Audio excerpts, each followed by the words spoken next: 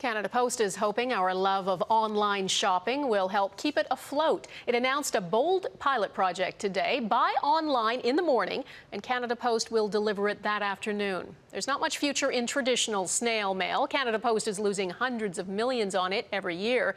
So could same-day delivery be its savior? Mike Drolet looks into how it would work.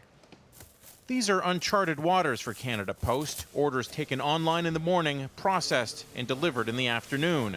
Same-day service may be just a pilot project in Toronto for now, but long-term, it's what the troubled institution is hanging its hat on. I don't see it as a Hail Mary at all for Canada Post. I see it as a natural extension and evolution of its business.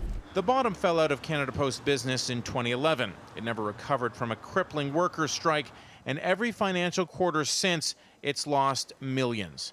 The reason is all too clear.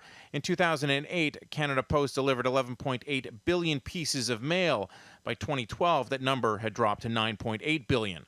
Most of that loss is because of a shift to email. So it's somewhat ironic e-commerce is where Canada Post sees growth. In 2010, Canadians spent $15 billion online. Last year, $21 billion, and by 2016, that's expected to grow to $35 billion. You know, jumping on a bandwagon, we'd actually rather lead the bandwagon in some cases. So when we look at the opportunity to do something like this, I'd rather learn in market with something like this and find out maybe it is a little bit early, or maybe it's the right time. Canadians have been a little slower to develop a taste for online shopping than people in other countries, partly because shipping costs, in particular international, can be excessively high.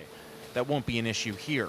The four companies Canada Post has partnered with, Walmart, Indigo, Best Buy, and Future Shop, have strong Canadian-based distribution centers. It's a great test for us, and I think it's just going to, deliver that wow experience. Only a handful of orders were processed on day one, but they believe the customers will be there.